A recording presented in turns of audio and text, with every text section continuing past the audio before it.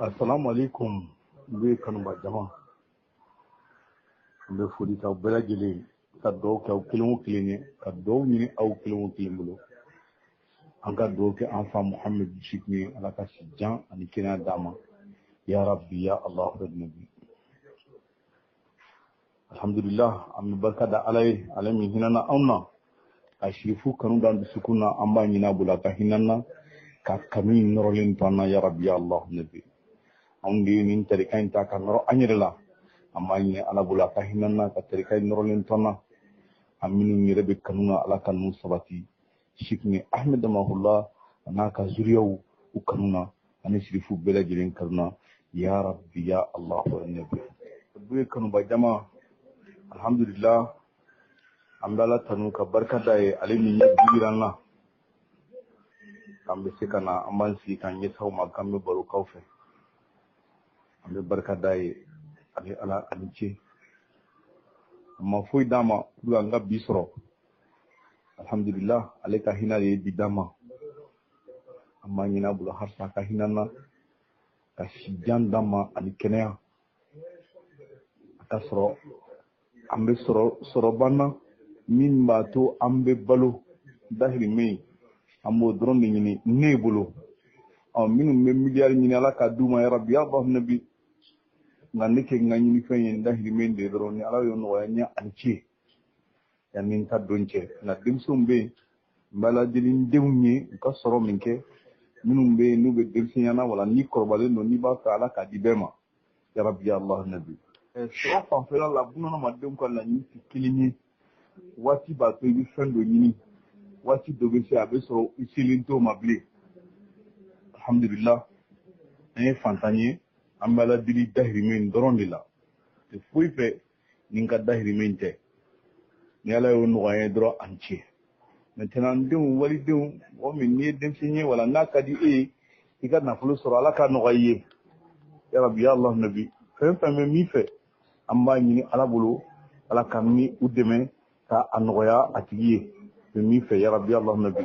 ne abba umar maiga me do ke mali ala ka mali sabati ala ka mali kisi ala ka mali tanga akata an fana tanga nin kisile sutralembe akono ani kalandembe ani silame belajile ani mali dem belajile ala ka oke an belajile ya rabbi allah nabi mba nyini fana mali dem belajile fe an belajile ka do ke an ka jamana ye ala ka jamana nyumambo jamana denjugu ka fero nu ka dabalula ya rabbi ya allah nabi ambo do kanyere yi ambo do ke bela jilenye ambo do ke jamana ni ni ay ni mali de be ne ni mali te mali nyati donc ala ka mali to jamana in ka to ya rabbi ya allah nabi o fere be sura tugo ala ni enfant muhammad shikni hormana barka anan karamo nu hormana barka ala ka hinana ko kayen buye kad bo jama binna na kan yisi oma ni shikni ahmed mahula ka baroye baro min nimbe nyini kalke ka yisi nyirema ka jabi nyini ka fonga nyini kala jabi mini ala sonama akuma na hakina ni family min soro buye ka kuma na abe bode kon alhamdulillah ni kalo ni minye marakakana ba fa ma jimini hana o kalo de ninye alhamdulillah atlemuga ani saba shikni ahmed mahula bora nyuro to bufe katana e Dakar donc anniversaire avec une kalo ndila atlemuga ani saba on ka jatela avec be sibri doma ni ala sonama buye bena fenkala te fenkala anta don na kuma wati sunyana a cikin an fara bolo nin kalo ni abe fama bamaran kanna la sirifolo flakanna wa forajubu afru donc shikni ahmed mahula bora otle mugani saba hijira bakene ani keme saba ni biworo akera alhamsa donde bamanan ko alhamsa blé tuabu ko le jeudi noir marakaw ko o alamisa kilima ko alakamisa bure a sini sika focogo ma kɛ kelen ye n'i ko i bɛ alamisa bilen ou bien don kelen alamisa kelen n'i k'i b'a fɔ bamanankan na ani i b'a fɔ tubabukan na ni tubabu y'a fɔ cogo min a tɛ kɛ kelen ye tubabu ko ko le jeudi noir n'i y'o fana ta k'i b'a fɔ marakaw ka fɔcogo la ayi a ma kɛ kelen ye marakaw ko ko alamisa bure bɛɛ y'a fɔ n'i ka fɔcogo ye nka u kɔrɔw tɛ kelen ye nka bɛɛ lajɛlen bɛ fɛn kelen yira ka yira k'a fɔ nin don ye don kelen ye Sheikh Ahmed Mahula an ko mun na u y'a minɛ ka taa n'a ye Sheikh Ahmed Mahula ka nin tali laban min kɛra a kun ye mun ye mun sugu jumɛn don min y'a to ni tubabu nana minɛ ka taa n'a ye a kun ye mun ye anw ye faamuyali min sɔrɔ an fa Muhamadu Sheikh ka kuma na an bɛna aw jaabi ni an ka faamuyali cogoya ye mais yan'an ka jaabili kɛ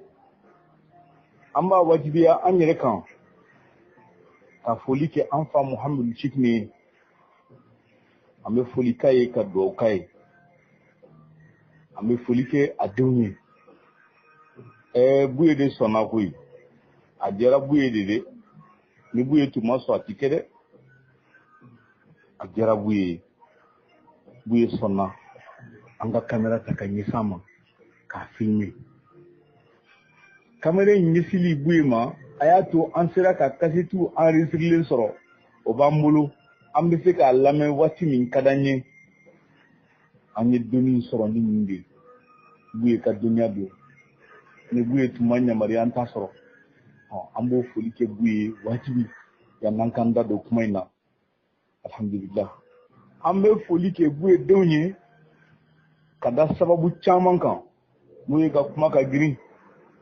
tuma dɔ a faamuyali yɛrɛ a ka gɛlɛn o baro ninnu kɔnɔna na olu fana bɛ faamuyali caman di an ma an fa Muhamadu Sheikh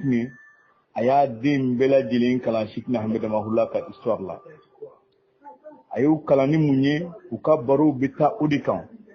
an fa dɔ y'a fɔ n ye don dɔ a ko Mayiga e ɲɛna i bɛ Chanɛ ko dɔn Buye bɛ min fɔ aw ye kɛnɛ ma ani anw ni Buye mana gara an bɛ baro kɛ min kan danfara b'u ni ɲɔgɔn cɛ dɛ sokɔnɔta in ka girin kosɛbɛ kosɛbɛ a t'a bɛɛ fɔ aw ye anw yɛrɛ a t'a bɛɛ fɔ an ye a yɔrɔ dɔw bɛ a kelen bɛ ka dɔgɔ an na a ka girin an ma dɔw fana anw b'a sɔrɔ u ka girin aw ma donc a kuma bɛɛ fɔ kun tɛ donc o b'a to an bɛ kuma dɔ kunu alhamdulillah an yɛrɛ fana ye min sɔrɔ an fa Muhamadu Sheikh ka baro la an tɛ se k'a bɛɛ fɔ dɛ an bɛ dɔ de fɔ ka dɔ t'an kɔnɔ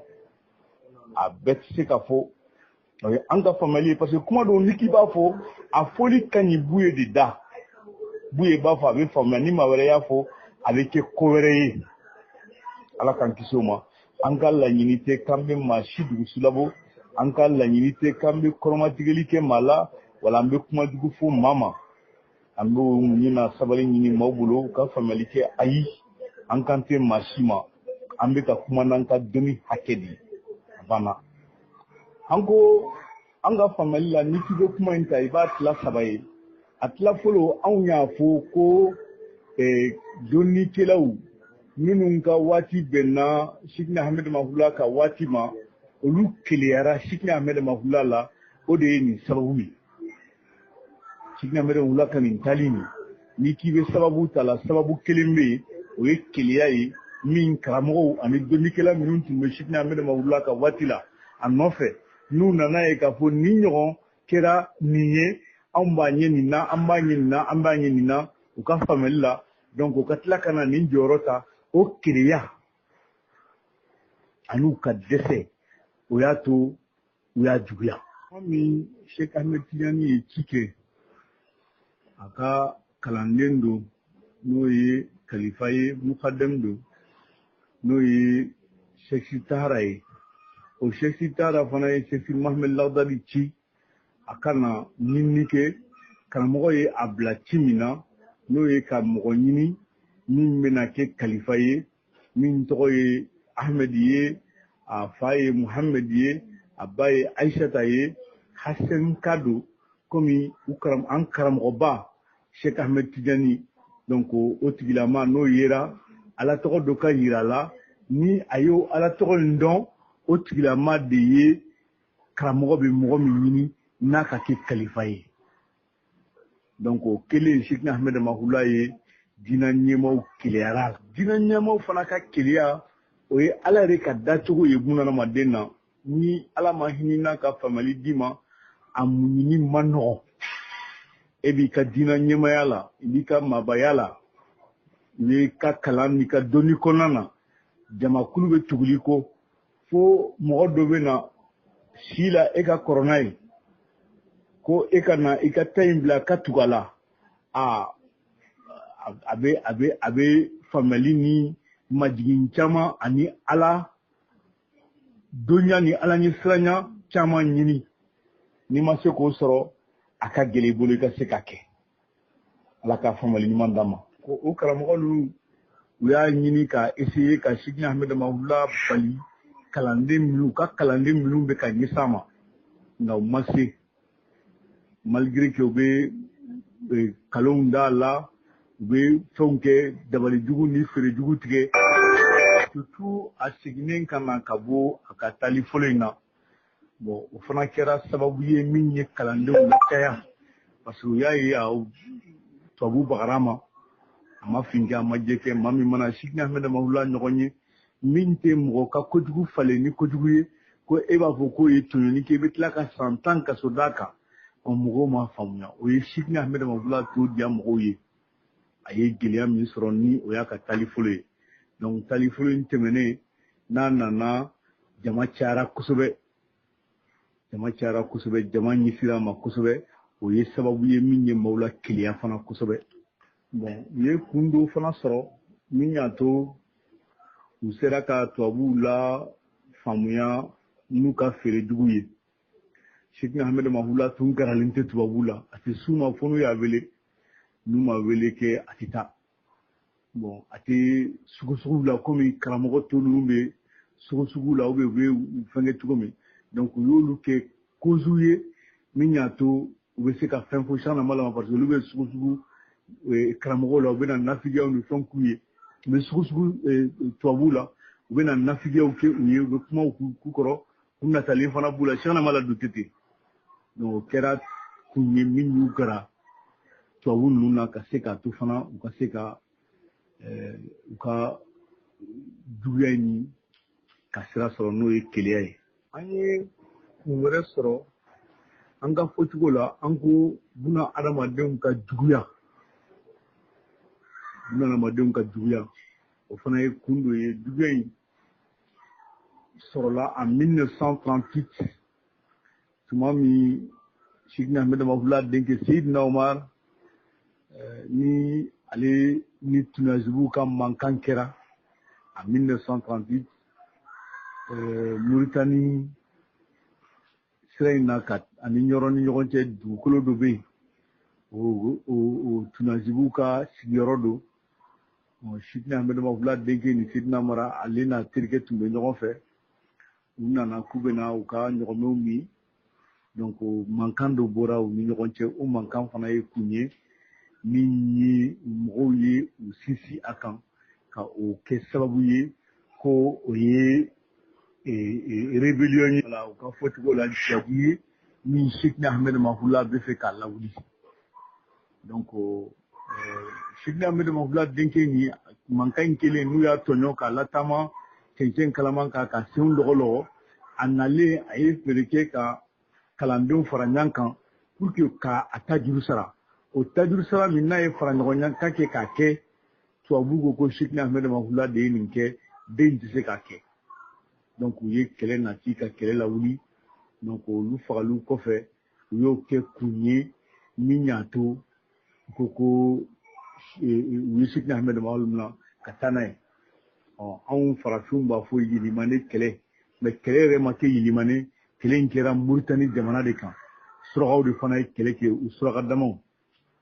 donc farafin tun sen t'a la maa minnu fatura o la surakaw de don a kɛra surakaw ka jamana fana de kɔnɔ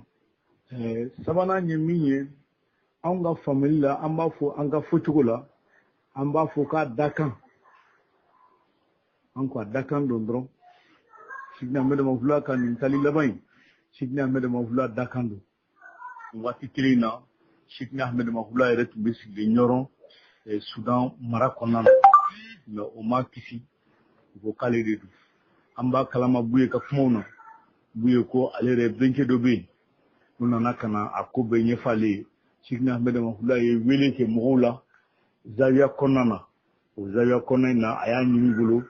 u kana ale denkɛ n'o ye Sidna Umar ye u kana dɛmɛ a ka nin kɛlɛ in na n'u y'a to yen a laban a dusu bɛ jigin a bɛ ban ko man k'a dɛmɛ ale b'a ɲini bolo mɔgɔ si kana dɛmɛ mais o bɛɛ la u ko ko Sidna Ahmed Maouhula de don donc nin ye kun dɔ ye o mankan min kɛra o ye kun dɔ ye min y'a to tubabuw ko u ye Sidna Ahmed Maouhula minɛ ka taa n'a ye a ka nin tali laban in na o kɛlɛ in na ale kɛra 1938 mais Baba bɛ a ta juru sara fo en 1940 donc san fila ɲɔgɔn kɛra gɛlɛya kɛra bolo parce que Sidna Ahmed Maouhula tun tɛ fɛ kɛlɛ in ka kɛ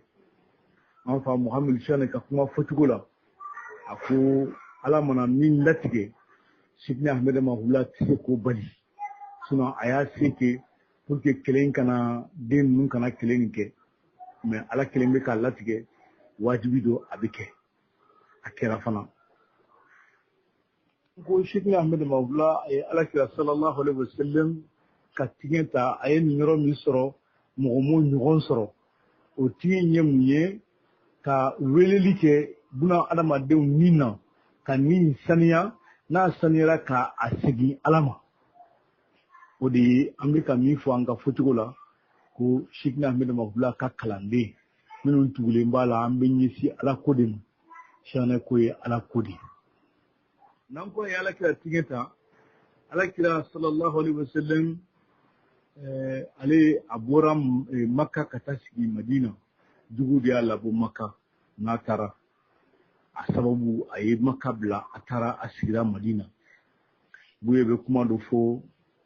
kuma in cɛ ka ɲɛ a ka fɔ yan a ko alakira sallallahu alaihi wasallam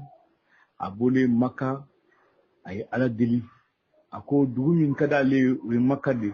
a b'a ɲini ala bolo ala k'a lasigi dugu la dugu min ka di ala yɛrɛ ye dugu min ka di ala ye o ye Madina ye alhamdulillah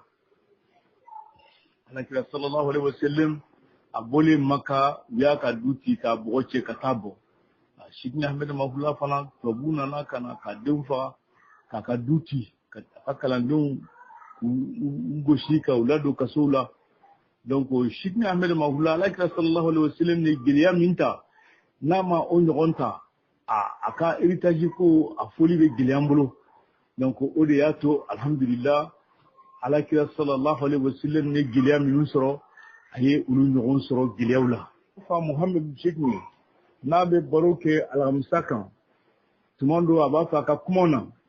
gɛlɛya min ni Hussein y'a sɔrɔ a n'a ka denbaya Sidna Ahmed Maouhula n'a ka denbaya o ɲɔgɔn de sɔrɔ alamisa don donc a tiɲɛ de don u ye tiɲɛ de ta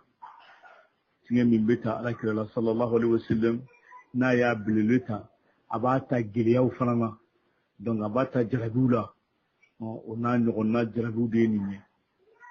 n bɛ se k'a fɔ o fana ye kun dɔ ye